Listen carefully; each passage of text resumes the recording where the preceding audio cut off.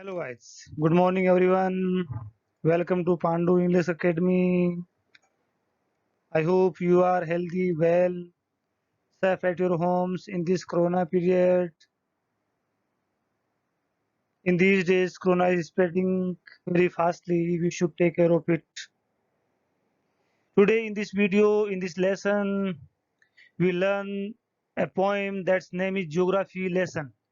Geography lesson means poet here explain that geography of the land, geography of the earth teaches us कि जो ये अर्थ का जो structure जो है, पृथ्वी का जो स्ट्रक्चर जो है, कहीं पहाड़ हैं, कहीं पानी है, कहीं मैदान है, कहीं मरुस्थल हैं, कहीं घास के मैदान हैं, कहीं सोने की खदानें हैं, कहीं कुछ नहीं है। तो इतनी सारी डिसिमिलरिटी अर्थ के अंदर है, फिर भी पृथ्वी अपने आप को मैनेज किए हुए हैं। इस पोएम के माध्यम से पोएट ये समझाना चाहता है कि इतनी ही डाइवर्सिटी हमारे अंदर है। कोई गरीब है, कोई अमीर है, कोई गूंगा है, कोई इंटेलिजेंट है, कोई गोरा है, कोई काला है, कोई पढ़ा लिखा है, कोई अनपढ़ है, कोई हिंदू है, कोई मुस्लिम है। तो फिर हम सब ह्यूमन बीइंग के बीच में कोऑर्डिनेशन क्यों नहीं है? ये बात पोइट अपने पोएम के माध्यम से कन्वे करना चाहता है। पोइट ज्योग्राफी नाम के इस लेसन के अंदर अलग-अलग एंगल से इसका ऑब्जर्वेशन करते हैं जो हम पढ़ेंगे। Before proceeding this lessons, I request all of you to like the channel, subscribe it, share it. Now learning for the lesson. Yes. Now, first of all, we learn the theme of the lesson. इस poem geography नाम की एक poem है. Okay, so before reading the poem we learn theme.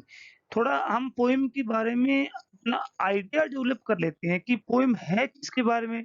जब हम इस poem को पढ़ेंगे तो हमें ये पता चल सकेगा, हम उस पोएम को प्रॉपर्ली अंडरस्टैंड कर सकेंगे तो पोएट क्या कन्वे करना चाहता है, क्योंकि हम कुछ न कुछ उसके बारे में एक्स्ट्रा पहले जान लेंगे। तो इसी के लिए हम इसकी थीम पढ़ते हैं। तो थीम है, in this poem the poet expresses his idea about the development of cities.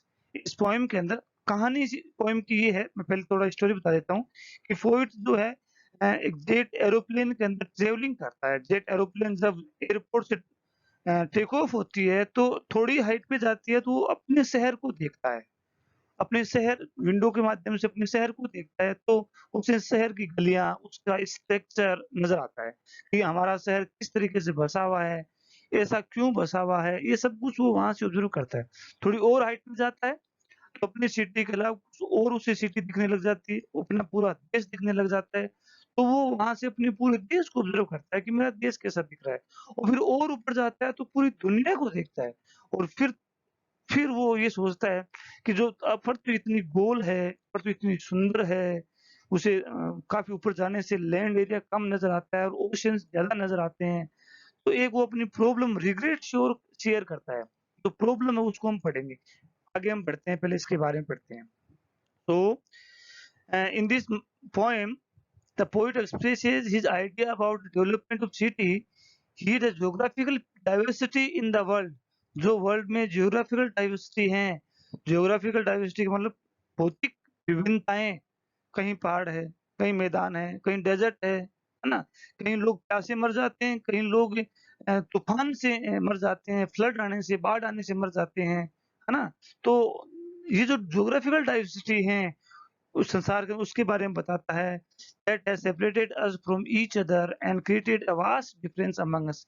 और इसी ज्योग्राफिकल डाइवर्सिटी ने हम सबको बांट दिया है ना? अमीरी गरीबी, है ना, उपजाऊ अनउपजाऊ लैंड एरिया में अलग अलग डाइवर्सन कर दिया है। To make us understand this poem, हमें इस पोएम को समझाने के लिए the poet draws a picture of world, ये पोएम लिखता है इस बात को समझाने के लिए कि पृथ्वी कितनी भी बहुत सारी डाइवर्सिटी रखती है, फिर भी वो एक है, एकजुट होकर रहती है, उसका अपना एक कोऑर्डिनेशन है। लेकिन हम सब के बीच में हम इंसान हैं, पढ़े लिखे हैं, फिर भी कोऑर्डिनेशन नहीं रख पाते हैं। इस बात को समझाने के लिए पोएट एक पोएम लिखता है। क्या लिखता है? Draw a picture of words as in form of this poem. इस पोएम के रूप में एक वर्ड की पिक्चर बनाता है। The poet admires the beauty of the earth. इस पोएम के माध्यम से पोएट पृथ्वी की ब्यूटी को एडमायर करता है from different angles and find difference in the beauty that we naturally possess, और जो ब्यूटी हमारी वास्तविक रूप से नेचुरली है उसमें डिफरेंस फाइंड आउट करता है कि आदमी जो एक अच्छा ह्यूमन बीइंग है, इंटेलिजेंट है, इस दुनिया का पृथ्वी की जो क्लाइमेट है इसमें सबसे बुद्धिमान क्रिएचर है, इस इतना होने के बावजूद भी इतना डिफरेंस क्यों है, इस बात को वो ऑब्जर्व करता है। Now this poem has three stanzas. The poet expresses his view regarding how a city or a country looks from different angles. इस पोएम में 3 स्टेंजाज हैं और तीनों अलग-अलग एंगल्स हैं। पोएम मैंने बताया कि पोएट जेट एरोप्लेन में यात्रा कर रहा होता है, जब जेट जो एयरपोर्ट से टेक ऑफ करती है तो अपनी थोड़ी-सी हाइट पर जाता है तो अपनी सिटी को देखता है, फिर अपने देश को देखता है, फिर दुनिया को देखता है। तो ये डिफरेंट एंगल से वो ऑब्जर्वेशन करता है। पहला जो स्टैंजा है वो अपनी सिटी के बारे में है। तो क्या है? In the first stanza the poet observe the earth very closely as soon as the plane take off. जैसे ही प्लेन टेक ऑफ होती है, तो पोएट अपने शहर को विंडो से देखता है एंड टेल्स अस, हमें बताता है why A city is developed, कि इस शहर को क्यों डेवलप किया गया है, इस सिटी को इस रूप में क्यों डेवलप किया गया है, वो वहां से देखता है कि सिटी को यहाँ सेटल करने के पीछे क्या उद्देश्य रहा होगा।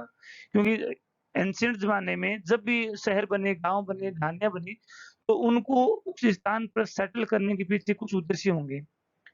जैसे नदी के किनारे बने ताकि पानी की अवेलेबिलिटी बनी रहे, ऊंचाई पे बने ताकि तूफान से वो बच सके, है ना? ये सब लॉजिक रहती है। In the second stanza the poet looks the earth from a little bit height, थोड़ा ऊपर जाकर के देखता है, अर्थ को देखता है, and that is 10,000 feet height पे देखता है, and tells us the beauty of the country and it's cities. वहां से वो अपने देश और देश के शहरों की ब्यूटी बताता है। पहले अपने शहर की, थोड़ा और हाइट पे जाता है तो उसे काफ़ी सारे शहर दिखने लग जाते हैं, पूरा देश दिखने लग जाता है, तो अपने पूरे देश की और सिटी की ब्यूटी बताता है। In the third stanza the poet observe from 6 miles, अब वो 6 माइल की हाइट पे चला जाता है और वहाँ से वो देखता है, वहाँ से क्या देखता है? Tells us about the world geography के बारे में बताता है, and tales how world looks like, ये बताता है कि देखो कैसे दिखता है वर्ल्ड, है ना? बट लेकिन ये 3 स्टैंजा तो है, इस तीनों स्टैंजा के लास्ट में 2 लाइन की एक हीरोइक कैप्लेट हो रहा है। एक 2 लाइन्स की एक पोएम 2 लाइन्स लिखी हुई है जिसमें वो अपने रिग्रेट, एक मैसेज को कन्वे करना चाहता है। वो क्या है? But in last 2 lines, the poet regret that why we have created so much difference among ourselves. Poet ये बताता है कि हम हमारे सब के बीच में इतना डिफरेंस क्यों आ गया है ना? कभी काले गोरा, कभी हिंदू मुस्लिम, कभी सिख ईसाई, है ना? इन सब ये ऐसा हम क्यों करते हैं? एंड गेट टू किल, और इतना बढ़ गया है कि हम एक दूसरे को मारने के लिए तैयार हैं। Get to kill and harm one another, एक दूसरे को हम मारने के लिए भी तैयार हो जाते हैं। This is the theme of the poem. समझा हमने? फर्स्ट स्टैंजा में अपने शहर के बारे में, सेकंड स्टैंजा में पोएट अपने कंट्री के बारे में, कंट्रीज की सिटी के बारे में, थर्ड स्टैंजा में पोएट वर्ल्ड के बारे में, और उसके लास्ट 2 लाइन में अपने रिग्रेट, अपने दुःख को व्यक्त करता है, अपने मैसेज को देना चाहता है। Now we learn poem the first stanza. Poem का जो फर्स्ट स्टैंजा है उसको हम पढ़ेंगे। व्हेन द जेट स्प्रंग, ये स्प्रंग जो है सेकंड फॉर्म है वर्ब की, स्प्रिंग। स्प्रिंग का मतलब होता है उछलना, स्प्रिंग करना, जंप करना। यहाँ जंप करने का मतलब है, जेट स्प्रंग का मतलब है कि जेट ने एयरपोर्ट से उड़ान भरी, उड़ा, है ना? Into the sky it was clear why the city has developed the way it had. जब थोड़ी सी हाइट पे गई तो पोएट ने अपने शहर को वहां से देखा, विंडो से देखा, और पाया कि ये शहर इस तरीके से क्यों और कैसे डेवलप किया गया है। ओके, स्प्रंग जो होती है वो की फर्स्ट फॉर्म होती है, इसका मतलब फ्लू, उड़ा। And seeing it scaled 6 inches to mile, है ना? वहां से वो 6 इंचेस, 6 माइल्स के डिस्टेंस को 6 इंच में मेजर करता है। क्योंकि जैसे हम मैप देखते हैं, जैसे वर्ल्ड का मैप है या इंडिया का मैप है, इंडिया कितनी बड़ी है उसको एक छोटे से पेपर के ऊपर ड्रॉ कर दिया, तो वहाँ एक स्केल लिया गया है कि 6 माइल्स के डिस्टेंस को मैं यहाँ 6 इंच में करूंगा या उससे भी कम लेंथ में मेजरमेंट में उसको शो करूंगा। ओके, तो पोइट भी उतने बड़े शहर को एक स्केल में ऑब्जर्व करता है। देयर सीम्ड एन विटेबिलिटी, इनविटेबिलिटी का मतलब ऐसी घटनाक्रम, ऐसी चीजें जिनको टाला नहीं जा सकता। जैसे inevitability means that can't be avoided, जिनको टाला नहीं जा सकता। About vote on ground had looked haphazards का मतलब होता है प्रॉब्लमेटिक या अनमैनेज्ड मैनर से, है ना। हैफजार्ड्स का मतलब है विदाउट प्लान और ऑर्डर के, unplan and without style when the jet sprang into the sky। Seemed का मतलब अपीयर होना, है ना। अब ये सब पॉइंट वहां से देखता है, जब वो उड़ान भरता है तो विंडो से देखता है कि अपना शहर किस तरह से स्टेब्लिश किया गया है, और कुछ देर के देखने के बाद में वो अपने शहर के स्ट्रक्चर से खुश नहीं है कि मेरा जो शहर है वो बहुत ही अनऑर्डरली ऑर्गेनाइज किया गया है, इसमें कोई भी स्ट्रक्चर नहीं है। तो फिर देख, अब इसके हम एक्सप्लेनेशन पढ़ते हैं, इसकी व्याख्या क्या वो पढ़ते हैं। एक्सप्लेनेशन है, पोएम से कोई भी टेंस में लिखी गई हो, उसकी जो एक्सप्लेनेशन जो होगी वो हमेशा प्रेजेंट में होगी। कारण है कि पोएम कोई मैसेज कन्वे करती है, और मैसेज जो भी होता है वो हमेशा यूनिवर्सल होता है। वो हमेशा क्या होता है, यूनिवर्सल होता है, तो वो हमेशा प्रेजेंट टेंस में कहा जाता है। In this stanza the poet tells us about his experience. इस पोएम में पोएट अपना एक्सपीरियंस शेयर करता है ट्रेवलिंग का, ऑब्जर्विंग द अर्थ। इसका एक्सपीरियंस है, अर्थ को ऑब्जर्वेशन का उसका एक्सपीरियंस है। When the jet takes off, जब जेट वहां से उड़ती है, and he looks out through the window, window से वो बाहर देखता है, to have a close look of his city, अपने शहर का क्लोज लुक लेने के लिए विंडो से देखता है। And he comes to know, फिर वो जानता है that why the city is developed in such a way, कि शहर को इस तरीके से क्यों डेवलप किया गया है, वो वहां से देखता है। From there 6 miles seems him as 6 inches। वहां से वो 6 माइल को 6 इंच के बराबर स्केल करता है। But he observe that city is well, he says that city has been unorderly designed। लेकिन वो ये भी देखता है कि सिटी जो है अनऑर्डरली उसको डिजाइन किया गया है। There seems no logicality in the design of the city. वहां से वो देखता है कि जिस तरीके सिटी को डेवलप किया गया ना, उसमें कोई लॉजिकल नहीं है ऐसे ही। क्योंकि शहर जो होता है वो कोई पहले से स्ट्रक्चर बना करके डेवलप करना संभव नहीं होता। जैसे-जैसे लोग आते हैं अपने सुविधाओं के अनुसार उसको सेटल करते हैं। जब शहर बड़ा होता है तो गवर्नमेंट उसको ऑर्गेनाइज़ करने के लिए कुछ स्कीम लाती है, और आगे की जो कॉलोनी है उनको ढंग से ऑर्गेनाइज़ करती है। They all these things the poet observe when the jet flies in the sky. ये सब चीज़ें पोएट उस समय ऑब्जर्व करता है जब वो जेट एयरपोर्ट से फ्लाई करती है और थोड़ी हाइट पे पहुँचती है। This is the first stanza. This is about the city to which the poet belong, जिससे वो पोएट बिलॉन्ग करता है उसके बारे में बताता है। Then next stanza, when the jet reached 10 feet height, जब ये जेट 10 फीट की हाइट पे चला जाता है तो काफ़ी ऊँचाई पे चला गया। अब पोएट को अपने शहर के अलावा कुछ और शहर भी नज़र आने लगते हैं। अपना पूरा देश नज़र आने लगता है और देश के सभी शहर नज़र आने लगते हैं। It was clear why the country had cities. वो देखता है कि कंट्री में इतने शहर क्यों हैं। वेयर द रिवर रन्स, वो देखता है कि नदियाँ उससे बहती हुई दिखती है। Why the valley are populated, वो देखता है कि वैली जो घाटियाँ जो हैं उनमें लोग बसे हुए, वो क्यों बसे हुए हैं, है ना? लॉजिक ऑफ ज्योग्राफी की लॉजिक को जानता है कि लोग नदियों और घाटियों में क्यों बसते हैं। The land and water attracted man, क्योंकि लैंड, अच्छी लैंड और वाटर जो आदमी को अट्रैक्ट करता है। क्योंकि आदमी जो है सेटल होने के लिए सबसे पहले उसको लैंड की ज़रूरत होती है, लैंड भी ऐसी जो फर्टाइल हो। वो जो फर्टाइल लैंड जो होती है वो हमेशा नदी के किनारे आस-पास का क्षेत्र ही माना जाता है। इसलिए ह्यूमन बीइंग जो हमेशा लैंड एरिया, ह्यूमन बीइंग हमेशा रिवर के आस-पास में सेटल होता है। हम देख सकते हैं दुनिया के जो बड़े-बड़े शहर हैं वो नदियों के किनारे बसे हुए हैं। क्योंकि सबसे पहले जब इस संसार में कोई नहीं था 5000 ईयर एगो, तो पानी की सुविधाएँ बहुत नहीं हुआ करती थी, समस्याएँ हुआ करती थी। तब पानी जैसे एक सबसे इम्पोर्टेंट चीज़ में व्यक्ति अपना समय गँवाना नहीं चाह रहा था। वो चाह रहा था कि पानी मेरे पास चल के आए, इससे पहले कि मैं पानी के पास ही चला जाऊँ, मैं वहीं सेटल हो जाऊँ, ओके? तो इस तरह से डेवलप हुआ। लेकिन पोएट इसमें लॉजिकल फाइंड आउट करने की कोशिश करता है कि शहर जो है वो नदियों के किनारे क्यों सेटल हुए। वो क्लियरली डेलिनेटेड का मतलब है शोन, दिखता है। उसे ऊपर से लगता है कि शहर जो है वो नदियों के किनारे क्यों सेटल हुए, ये उसे वहाँ से समझ आ जाता है। When the jet reaches 10 feet height, 10,000 feet height की ऊंचाई पे पहुँचती है।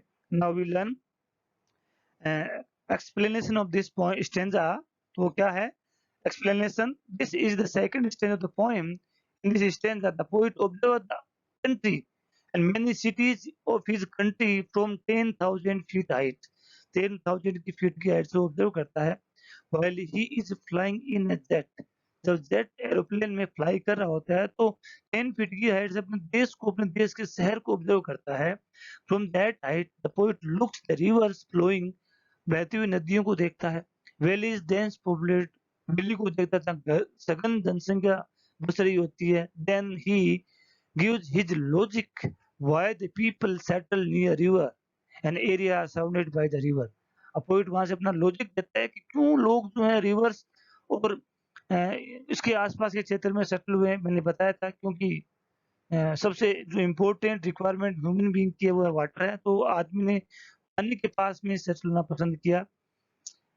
And why they attract them, और क्यों ये रिवर्स है अच्छी लैंड जो लोगों को आकर्षित करती है। Both has their own values, क्योंकि वाटर और लैंड का अपना अपना महत्व है। That makes the world attractive, इसीलिए संसार बहुत ही अच्छा लगता है। ये पोइट सेकंड स्टैंजा में कहता है। सेकंड स्टैंजा पोइट 10,000 की फीट की हाइट से ऑब्जर्व करता है और पूरी कंट्री को ऑब्जर्व करता है। Now we learn third. When the jet rose 6 miles high, 6 मील की ऊंचाई पर चली जाती है। पहले 10,000 फीट हाइट में थी, अब 6 माइल्स की हाइट पे चली जाती है। इट वाज क्लियर, वहां से साफ दिखता है। The earth was round and that it had more sea than land. वो वहां से ये भी देखता है कि ऊपर से इतनी हाइट पे जाने से लैंड एरिया बहुत कम नजर आते हैं और ओशन ज्यादा नजर आते हैं। Okay, it was difficult to understand that the men on the earth found causes to hate each other, to build walls across cities and to kill. Okay, from that height it was not clear। अब ये last की जो 2 लाइनें हैं ना, ये अलग अपने रिग्रेट को एक्सप्रेस करता है यहाँ से लेकर के यहाँ तक। पोइट कहता है कि मैंने 6 मील की हाइट से पूरे संसार को ऑब्जर्व कर लिया। मुझे ये साफ दिखता है कि पानी कहाँ है, लैंड कहाँ है, नदी कहाँ है, आबादी कहाँ है। लेकिन उस हाइट से मुझे इस समस्या का समाधान नहीं मिलता। कौन सी का? कि पृथ्वी पर क्यों लोग एक दूसरे से घृणा करते हैं। इस बात का आंसर मुझे उतनी हाइट में जाने से भी नहीं मिल रहा है। तो अब हम इसको एक्सप्लेन करते हैं, है ना? Explanation: This is the third stanza of the poem. In this stanza, the poet observes the earth from 6 miles height। 6 मील की हाइट से पोइट उसको ऑब्जर्व करता है and expresses his views about the world. संसार के बारे में अपने आइडिया एक्सप्रेस करता है। On such a height the earth appears him round, oceans are larger than land, it attract the poet very much. But इससे पोइट आकर्षित होता है, समझता है, बट उसकी प्रॉब्लम क्या है? At meantime, उसी दौरान the poet expresses his regret that in spite of being a resident of beautiful earth, इस देश के वासी, इस कंट्री, इस दुनिया के वासी होने के बावजूद भी अट्रैक्टिव, इतनी लैंड अट्रैक्टिव है, इसके बावजूद भी we have built boundaries of love and hate, we are ready to kill one another। From this height the poet can't understand, find out or can't find out the answer of this problem। इतनी ऊंचाई से भी इस समस्या का समाधान वो नहीं ढूंढ पाता है। समस्या कौन सी है?